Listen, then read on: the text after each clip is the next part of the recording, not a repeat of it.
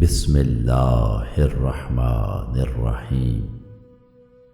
سلطان الاولیاء و اصفیاء مولا علی مشکل کشا علیہ السلام دل اور یاد الہی کے بارے میں ارشاد فرماتے ہیں، جو شخص اللہ تعالیٰ کو یاد کرتا ہے، اللہ تعالیٰ اس کے دل کو زندہ اور اس کی عقل کو روشن کر دیتا ہے۔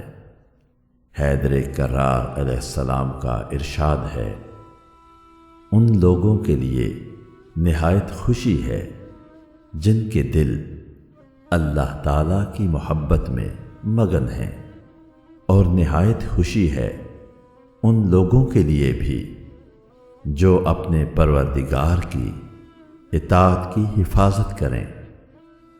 حسنین کریمین علیہ السلام کے کریم بابا مولا علی علیہ السلام فرماتے ہیں، جو دل دنیا کے عاشق و شیدا ہیں، ان پر تقویٰ اور پرہیزگاری حرام ہو کر رہ جاتی ہے۔